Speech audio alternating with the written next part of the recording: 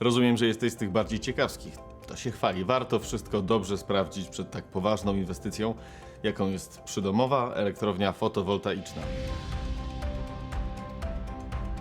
Komisja Europejska już lata temu stworzyła obiektywne narzędzie, jakim jest kalkulator nasłonecznienia. Jego pełna nazwa brzmi Photovoltaic Geographical Information System i w obecnej chwili jest już po 5. aktualizacji. Czerpie dane z instytutów meteorologicznych i uaktualnia je na bieżąco. To narzędzie całkowicie niezależne od firm produkujących moduły fotowoltaiczne, nie ma więc żadnego interesu w tym, żeby pokazywać Ci przerysowane albo nieprawdziwe dane. To co? Startujemy.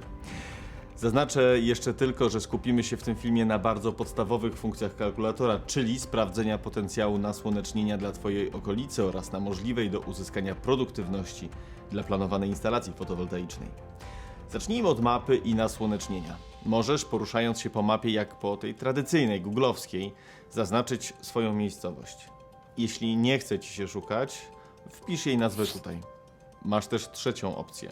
Możesz wpisać szerokość geograficzną swojej miejscowości. To opcja dla ludzi z fantazją i dla geodetów. Kiedy już znajdziesz swoją lokalizację, przejdź do prawej części ekranu. Tam znajdziesz mnóstwo zakładek i dość trudnych angielskich słów, ale nie masz się czym przejmować. To tylko tak skomplikowanie wygląda. Tak naprawdę, żeby sprawdzić, jak to jest z tym nasłonecznieniem u Ciebie, wystarczą 3 kliknięcia. Będziemy pracować na pierwszej zakładce programu, czyli Grid Connected.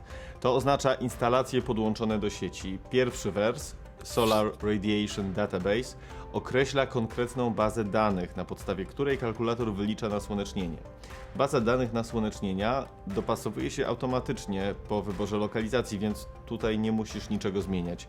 Drugi wers, tutaj upewnij się, że przy PV Technology masz wybraną opcję Crystalline Silicon. To najpopularniejsza na rynku technologia modułów fotowoltaicznych, dlatego na potrzebę sprawdzenia nasłonecznienia wybieramy właśnie ją. Pozostałe okienka, czyli Installed Peak PV Power oraz System Loss, pozostawiamy bez zmian w ich wartościach domyślnych. Kolejne okienka, które Cię interesują, to Slope i Azimuth. W obu musi być wpisana wartość 0. No i to wszystko. Teraz wystarczy kliknąć w Visualize Results i zobaczyć, jaki jest potencjał energii słonecznej padającej na Twoją okolicę i Twój dom. Z wszystkich wyników, które widzisz poniżej, dla Ciebie w tym momencie najważniejszy będzie wskaźnik Yearly In-Plane Irradiation, czyli potencjał energetyczny, jaki są w stanie wygenerować promienie słoneczne w ciągu roku na danym terytorium. Wartość tego potencjału podana jest w kilowatogodzinach na metr kwadratowy. Pamiętaj, że to całkowity potencjał energii słonecznej, która pada na Twoją lokalizację. Obok w postaci wykresu znajdziesz informację, jak ta moc rozkłada się na konkretne miesiące. Tutaj po raz kolejny widać, jak ważny jest w Polsce okres wiosenny i letni. To wtedy Twoja instalacja produkuje najwięcej energii elektrycznej. Już wiesz, jak duże jest nasłonecznienie w Twojej okolicy. Teraz możesz sprawdzić, jak to nasłonecznienie przełoży się na działanie Twojej instalacji fotowoltaicznej, a tym samym na produkcję prądu. Aby uzyskać tą informację, musisz zmienić wartość okienka Slope, gdzie wpisujesz tam kąt nachylenia Twojego dachu, na którym potencjalnie będą umieszczone moduły fotowoltaiczne. Jeśli nie wiesz, ile wynosi kąt, skorzystaj z jednej z aplikacji dostępnych na Androidzie i iOSie. Linki do nich znajdziesz w opisie filmu. Kolejną wartością do uzupełnienia jest okienko Azimuth, czyli informacja o położeniu Twojego dachu wobec południa. Jeśli jest on skierowany idealnie na południe, zostawiasz wartość 0. Jeśli jest skierowany w inną stronę, postępuj zgodnie z instrukcją animacji. Jeśli dach skierowany jest na wschód, wpisz wartość minus 90. Jeśli na południowy wschód, wpisz minus 45. Jeśli północny wschód, minus 135. Rozumiesz zasadę? Im bardziej na wschód, tym większa wartość z minusem. Jeśli zaś dach skierowany jest na zachód, wpisz 90 bez minusa. Taka zasada jak przy wschodzie, tylko zawsze bez wartości ujemnej. Południowy zachód to 45, północny zachód to 135, północ to 180. Ważną informacją jest również to okienko Installed Peak PV Power, czyli moc nominalna Twojej instalacji podana w wartości kilowatopików. Ostatnim okienkiem do wyboru jest to. Tutaj wybierasz, jaki rodzaj instalacji będziesz mieć na swoim dachu. To ważne w kontekście np. temperatury modułów PV i ubytków ciepła spowodowanych wystawieniem modułów na działanie wiatru, co ma wpływ na ilość produkowanej energii. Najprawdopodobniej zaznaczysz opcję Building Integrated. Dotyczyć ona będzie instalacji połączonej z budynkiem, czyli zainstalowanej bezpośrednio na dachu bądź na fasadzie budynku.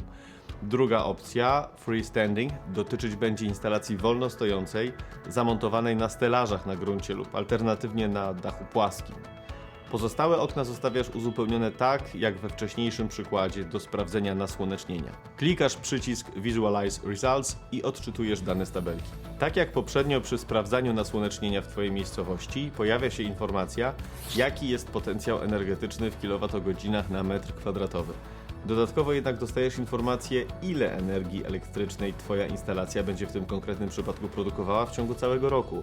Znajdziesz tą wartość tutaj, pod wskaźnikiem Yearly PV Energy Production, gdzie przedstawiona jest ona w kilowatogodzinach.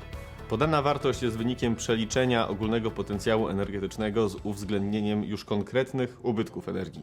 Na przykład warunków atmosferycznych w danej szerokości geograficznej, położenia i nachylenia dachu oraz specyficznych uwarunkowań samej technologii PV.